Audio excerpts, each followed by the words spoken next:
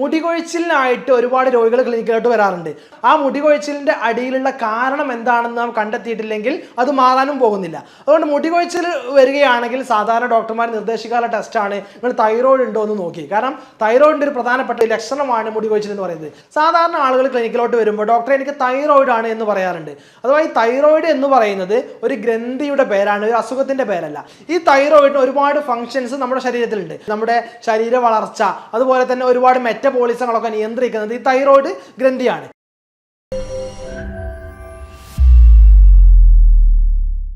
Doctor എനിക്ക് ഭയങ്കര ക്ഷീണമാണ്, അല്ലെങ്കിൽ ഭയങ്കര തണുപ്പാണ്. സാധാരണ നമുക്കെല്ലാവർക്കും ചൂടുള്ള സമയത്ത് അവർക്ക് ഭയങ്കര തണുപ്പായിരിക്കും, ചില്ലിനെസ് ആയിരിക്കും. നമുക്കെല്ലാവർക്കും തണുപ്പുള്ള സമയത്ത് അവർക്ക് ഭയങ്കര ചൂടായിരിക്കും, ചൂട് സഹിക്കാൻ പറ്റുന്നില്ല എന്നൊക്കെയാണ് പറയാറുള്ളത്. സാധാരണയായി കോമൺ ആയിട്ട് തൈറോയിഡിന് കാണപ്പെടുന്ന ലക്ഷണങ്ങളാണിത്. സാധാരണ തൈറോയിഡ് പേഷ്യൻസ് പറയുന്ന ലക്ഷണങ്ങളാണിത്. സാധാരണ ആളുകൾ ക്ലിനിക്കിലോട്ട് വരുമ്പോൾ ഡോക്ടറെ എനിക്ക് തൈറോയിഡ് ആണ് എന്ന് പറയാറുണ്ട്. അഥവാ ഈ തൈറോയിഡ് എന്ന് പറയുന്നത് ഒരു ഗ്രന്ഥിയുടെ പേരാണ്, ഒരു അസുഖത്തിൻ്റെ പേരല്ല. അഥവാ നമ്മുടെ തൊണ്ടയിൽ കാണപ്പെടുന്ന ഒരു ബട്ടർഫ്ലൈ ഷേപ്പിലുള്ള ഒരു ഗ്രന്ഥിയാണ് തൈറോയിഡ് എന്ന് പറയുന്നത്. ഈ തൈറോയിഡിന് ഒരുപാട് ഫങ്ഷൻസ് നമ്മുടെ ശരീരത്തിലുണ്ട്. നമ്മുടെ ഗ്രോത്ത് ആൻഡ് ഡെവലപ്മെന്റ്, നമ്മുടെ ശരീര വളർച്ച, അതുപോലെ തന്നെ ഒരുപാട് മെറ്റബോളിസങ്ങളൊക്കെ നിയന്ത്രിക്കുന്നത് ഈ തൈറോയിഡ് ഗ്രന്ഥിയാണ്. ഈ തൈറോയിഡ് ഗ്രന്ഥിയുടെ ഹോർമോണുകളിൽ ഉണ്ടാകുന്ന ഏറ്റക്കുറച്ചിലുകളാണ് അതിന് ഏത് അസുഖമാണ് എന്ന് നമുക്ക് മനസ്സിലാക്കാൻ കഴിയുന്നത്. തൈറോയിഡ് ഹോർമോണുകൾ കൂടുമ്പോൾ ഹൈപ്പർ തൈറോയിഡിസം ആവുന്നു, തൈറോയിഡ് ഹോർമോണുകൾ കുറയുമ്പോൾ ഹൈപ്പോ തൈറോയിഡിസമായി മാറുന്നു. അതുപോലെ തന്നെ ഹൈപ്പർ തൈറോയിഡിസവും ഹൈപ്പോ തൈറോയിഡിസവും അല്ലാതെ മറ്റൊരു വിഭാഗമാണ് ഗോയിറ്റർ എന്ന് പറയുന്നത്. നമ്മുടെ തൈറോയിഡ് ഗ്രന്ഥി ഉണ്ടാകുന്ന വീക്കം, തൈറോയിഡ് ഗ്രന്ഥി വീങ്ങി വലുതായിട്ടുണ്ടാകുന്ന ഒരു അവസ്ഥയാണ് ഗോയിറ്റർ എന്ന് പറയുന്നത്. മറ്റൊന്ന് വളരെ റയറായിട്ട്, തീരെ കാണപ്പെടാത്ത, വളരെ റയറായിട്ട് മാത്രം കാണുന്ന ഒരു അസുഖമാണ് തൈറോയിഡ് ക്യാൻസർ എന്ന് പറയുന്ന നാലാമത്തെ ഗണം എന്ന് പറയുന്നത്. ഇനി പ്രധാനമായിട്ട് ഈ തൈറോയിഡിൻ്റെ ഈ ടൈപ്സുകളിൽ തൈറോയിഡിൽ ഉണ്ടാകുന്ന ലക്ഷണങ്ങൾ എന്ന് പറയുന്നത് ഏറ്റവും പ്രധാനമായിട്ട് നേരത്തെ പറഞ്ഞ പോലെ ക്ഷീണം, അതുപോലെ തടി ഉണ്ടാവുക, അങ്ങനെ ചൂടും തണുപ്പും സഹിക്കാൻ പറ്റാത്ത ഒരു അവസ്ഥ, ഇതൊക്കെയാണ് സാധാരണഗതിയിൽ ഉണ്ടാകുന്ന ലക്ഷണങ്ങൾ എന്ന് പറയുന്നത്. ഇനി ഒബിസിറ്റി ഉള്ള ആളുകൾക്ക് ഒരുപാട് ആളുകൾ ചോദിക്കാറുണ്ട്, എന്താണ് ഈ ഹൈപ്പോ തൈറോയിഡിസ് ഉള്ള ആളുകളിൽ തടി കൂടുതലായി കാണുന്നു, ഹൈപ്പർ തൈറോയിഡിസ് ഉള്ള ആളുകളിൽ തടി കുറഞ്ഞതായിട്ട് കാണപ്പെടുന്നു എന്നുള്ളത്.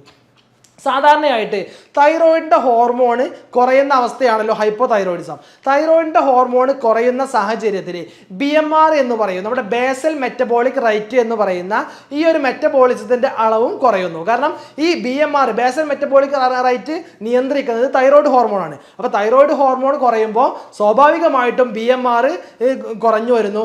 BMR കുറഞ്ഞാൽ നാം കഴിക്കുന്ന ആഹാരങ്ങളെ എനർജി ലെവലിലോട്ട് മാറ്റുന്നത് ഈ BMR വഴി എന്ന മെക്കാനിസത്തിലൂടെ. അപ്പോൾ എനർജി ലെവലിലോട്ട് മാറ്റപ്പെടുന്നില്ല. കഴിക്കുന്ന ആഹാരം എനർജി ലെവലിലോട്ട് മാറ്റാതെ മുഴുവനായിട്ട് നമ്മുടെ ശരീരത്തിൽ അടിഞ്ഞുകൂടുന്നു, ഫാറ്റായിട്ട് ഡെപ്പോസിറ്റ് കൂടുന്നു, അങ്ങനെ തടി കൂടുന്നു. അതാണ് ഹൈപ്പോ തൈറോയിഡിസത്തിൽ തടി കൂടുന്നത്. അതിൻ്റെ നേരെ ഓപ്പോസിറ്റ് ആയിരിക്കും ഹൈപ്പർ തൈറോയിഡിസത്തിൽ കാണപ്പെടുന്നത്. അഥവാ ഹൈപ്പർ തൈറോയിഡിസത്തിൽ തൈറോയിഡിൻ്റെ ഹോർമോണിൻ്റെ അളവ് കൂടുന്നു, അപ്പോൾ BMR ബേസൽ മെറ്റബോളിക് റേറ്റ് അളവ് കൂടുന്നു. അതുകൊണ്ട് നാം കഴിക്കുന്ന എല്ലാ ആഹാരവും, നമ്മൾ എന്തൊക്കെ ആഹാരം കഴിക്കുന്നു അത് മുഴുവൻ എനർജിയിലോട്ട് മാറ്റപ്പെടുന്നു. നമുക്ക് ആവശ്യമുണ്ടെങ്കിലും ഇല്ലെങ്കിലും മുഴുവനായിട്ട് എനർജിയിലോട്ട് മാറ്റപ്പെടുന്നു. നമ്മുടെ ശരീരത്തെ പുഷ്ടിപ്പെടുത്താൻ, തടി കൂടാൻ, അടിഞ്ഞുകൂടാൻ വേണ്ടി ഒരു ഭക്ഷണവും ബാക്കി നിൽക്കുന്നില്ല. അതുകൊണ്ട് നാം ശോഷിച്ച് പോകുന്നു.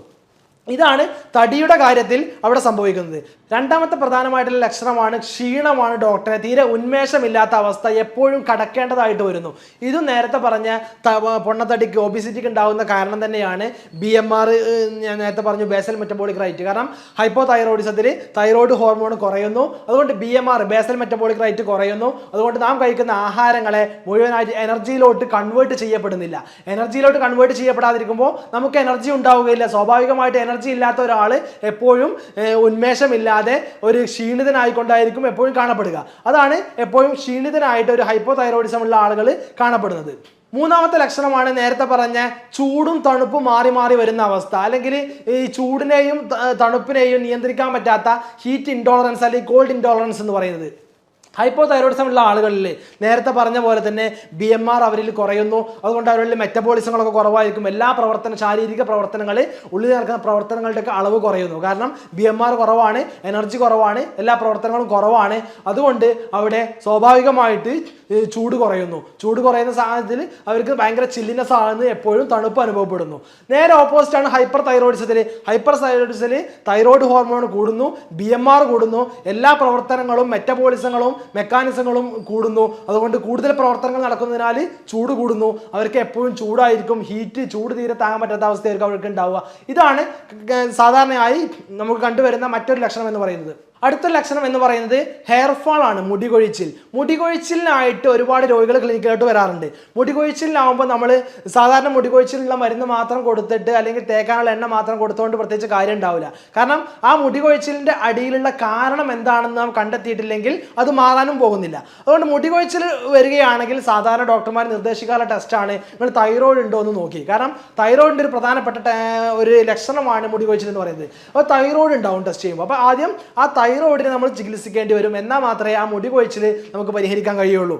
അതുപോലെ തന്നെ മറ്റു ലക്ഷണങ്ങളാണ് നമ്മുടെ കൈക്കാൽ തരിപ്പ്, വേദന ഉണ്ടാവുക, സ്കിൻ എപ്പോഴും ഡ്രൈ ആവുക, സ്കിന്നിൽ ചൊറിച്ചിലുകളൊക്കെ ഉണ്ടാവുക, ആങ്സൈറ്റി ഉണ്ടാവുക, മൂഡ് സ്വിങ്സ്. സ്ത്രീകളിലൊക്കെ പ്രത്യേകിച്ച് പ്രഗ്നൻസി സമയത്തൊക്കെ തൈറോയ്ഡ് ഉണ്ടാവുന്നു, അവർക്ക് മൂഡ് സ്വിങ്സ്, മാനസിക സമ്മർദ്ദങ്ങൾ, പ്രയാസങ്ങളൊക്കെ ഉണ്ടാവുന്നു. ഇതൊക്കെയാണ് അതുപോലെ തന്നെ കോൺസ്റ്റിപ്പേഷൻ, വയറ്റിൽ നിന്ന് കൃത്യമായിട്ട് പോവാതിരിക്കുക, ഒന്നിടവിട്ട് പോകുക, അല്ലെങ്കിൽ 2-3 ദിവസം വയറ്റിൽ നിന്ന് കൃത്യമായിട്ട് ക്ലിയർ ആയിട്ട് പോകുന്നില്ല ഡോക്ടർ എന്ന് പറയുക. ഇതൊക്കെയാണ് സാധാരണഗതിയിൽ കാണപ്പെടുന്ന തൈറോയിഡിന്റെ ലക്ഷണങ്ങൾ, തൈറോയിഡ് സംബന്ധമായിട്ടുള്ള അസുഖങ്ങളുടെ ലക്ഷണങ്ങൾ എന്ന് പറയുന്നത്. ഇനി തൈറോയിഡിന്റെ ടെസ്റ്റ് എങ്ങനെയാണ്, തൈറോയിഡ് ഉണ്ടോ ഇല്ലേ, എന്ത് തൈറോയിഡ് ആണ് എന്ന് മനസ്സിലാക്കുന്നതിന് വേണ്ടിയിട്ട് അതിലെ ടെസ്റ്റുകൾ എന്ന് പറയുന്നത് കോമൺ ആയിട്ട് നാം ചെയ്യാറുള്ള ബ്ലഡ് ടെസ്റ്റ് ആണ് TFT, തൈറോയിഡ് ഫംഗ്ഷൻ ടെസ്റ്റ് എന്ന് പറയുന്ന ടെസ്റ്റ്. അതിൽ T3, T4, TSH ഒക്കെ പെടും. T3, T4 thyroid ഹോർമോണുകളാണ്. അത് കൂടിയാൽ ഹൈപ്പർ തൈറോയിഡിസം, കുറഞ്ഞാൽ ഹൈപ്പോ തൈറോയിഡിസം. TSH ആണെങ്കിൽ TSH കൂടിയാൽ ഹൈപ്പോ തൈറോയിഡിസവും TSH കുറഞ്ഞാൽ ഹൈപ്പർ തൈറോയിഡിസവുമാണ്. ഇനി ചില ആളുകൾക്ക് ഈ തൈറോയിഡിന്റെ ഈ ഹോർമോണുകളൊക്കെ നോർമൽ ആയിരിക്കും, എന്നാലും അവർക്ക് ഇത്തരം ലക്ഷണങ്ങളൊക്കെ ഉണ്ട് എങ്കിൽ നമ്മൾ അടുത്തൊരു ടെസ്റ്റ് ആയിട്ടുള്ള തൈറോയിഡ് ആന്റിബോഡി ടെസ്റ്റ് ചെയ്യേണ്ടതുണ്ട്. ഈ തൈറോയിഡ് ആന്റിബോഡി ടെസ്റ്റുകളും കൂടെ ചെയ്താൽ ചില ആളുകൾക്ക് അത്തരത്തിലുള്ള പ്രയാസങ്ങൾ ഉണ്ടെന്നുണ്ടെങ്കിൽ നമുക്ക് അതിൽ നിന്ന് മനസ്സിലാക്കാം ഇത് ഈ തൈറോയിഡിന്റെ പ്രശ്നം കൊണ്ട് തന്നെയാണ് എന്ന് അപ്പോൾ മനസ്സിലാക്കാം. ഇനി തൈറോയിഡുള്ള ആളുകൾ ശ്രദ്ധിക്കേണ്ട കുറച്ച് കാര്യങ്ങൾ, നാം നിയന്ത്രിക്കേണ്ട കുറച്ച് കാര്യങ്ങൾ, അറിഞ്ഞിരിക്കേണ്ട കുറച്ച് കാര്യങ്ങൾ എന്ന് പറയുന്നത് ഏറ്റവും പ്രധാനമായിട്ട് നമ്മുടെ ലൈഫ് സ്റ്റൈലിലുള്ള മാറ്റങ്ങളാണ് വരുത്തേണ്ടത്. ഏറ്റവും പ്രധാനമായിട്ട് ആഹാരത്തിൽ കുറച്ച് മാറ്റങ്ങൾ വരുത്തേണ്ടതുണ്ട്. ആഹാരത്തിൽ നാം എന്തൊക്കെ കഴിക്കണം, എന്തൊക്കെ കഴിക്കാൻ പാടില്ല. മദ്യപാനം പൂർണ്ണമായിട്ട് ഒഴിവാക്കേണ്ടതുണ്ട്. കോഫി, ടീ പോലെയുള്ള അമിതമായിട്ടുള്ള ഉപയോഗം ഉണ്ടെങ്കിൽ അത് പൂർണ്ണമായിട്ട് ഒഴിവാക്കുക. അതുപോലെ തന്നെ ചില ആളുകൾ ചോദിക്കാറുണ്ട്, ഡോക്ടറെ ഗോതമ്പിൽ ഗ്ലൂട്ടൻ എന്ന് പറയുന്ന ഒരു ഘടകം അടങ്ങിയിട്ടുണ്ട്, അതുകൊണ്ട് ഗോതമ്പ് ഈ തൈറോയിഡുള്ള ആളുകൾ ഒഴിവാക്കേണ്ടതില്ല, അത് കഴിച്ചാൽ പ്രശ്നമുണ്ടോ എന്ന് ചോദിക്കാറുണ്ട്. സാധാരണ തൈറോയിഡ് പ്രശ്നങ്ങൾക്കൊന്നും ഗോതമ്പ് കഴിക്കുന്നതുകൊണ്ട് പ്രശ്നമില്ല.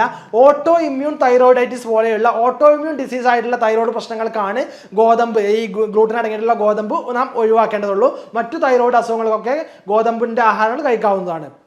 മറ്റൊന്നാണ്, ഒരുപാട് ആളുകൾ ചോദിക്കാറുണ്ട്, കാബേജ് അതുപോലെ തന്നെ കോളിഫ്ലവർ ഒക്കെ കഴിക്കാൻ പറ്റുമോ, അത് ഒഴിവാക്കേണ്ടതില്ല എന്നൊക്കെ.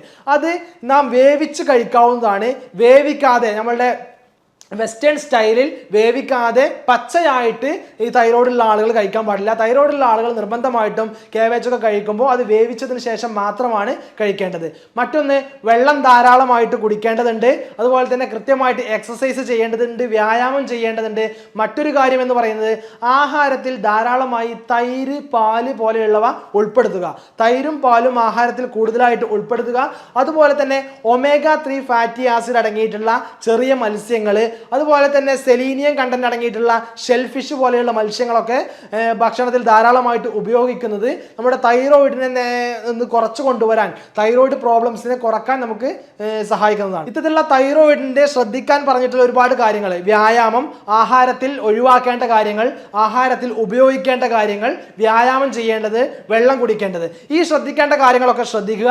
കൃത്യമായിട്ട് തൈറോയിഡ് എന്ന് പറഞ്ഞാൽ വന്നു കഴിഞ്ഞാൽ ലോകാവസാനം വരെ തൈറോയിഡിന്റെ മരുന്ന് കഴിക്കണം, തൈറോയ്ഡ് മാറുകയില്ല എന്നുള്ള ഒരു ചിന്തയാണ് ഇപ്പോൾ ഉള്ളത്. ഒരുപാട് രോഗികൾ ക്ലിനിക്കോട്ട് വരുമ്പോൾ തന്നെ പറയാറുള്ളത് ഇത് മരുന്ന് സ്ഥിരമായിട്ട് ആജീവനാന്തം മരുന്ന് കഴിക്കേണ്ട, മരുന്ന് നിർത്താൻ കഴിയില്ലല്ലോ എന്നാണ്. പക്ഷെ മരുന്ന് നിർത്താൻ കഴിയും. കൃത്യമായിട്ട് ജീവിതശൈലി നാം ശ്രദ്ധിക്കേണ്ടതുണ്ട്, ജീവിതശൈലിയിൽ മാറ്റങ്ങൾ വരുത്തേണ്ടതുണ്ട്.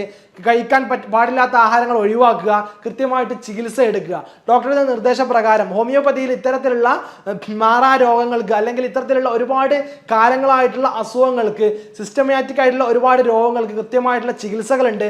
കൃത്യമായിട്ടുള്ള ആ രോഗിയുടെ ലക്ഷണങ്ങളും കാര്യങ്ങളും മനസ്സിലാക്കി രോഗം നിർണയിച്ചതിന് ശേഷം കൃത്യമായിട്ടുള്ള മരുന്നിലൂടെ നമുക്ക് ഈ അസുഖത്തെ, തൈറോയിഡിനെ നിയന്ത്രിക്കാനും കഴിയും, ശേഷം പൂർണ്ണമായിട്ട് പരിഹരിക്കാനും കഴിയും. എല്ലാവർക്കും നന്ദി, നമസ്കാരം.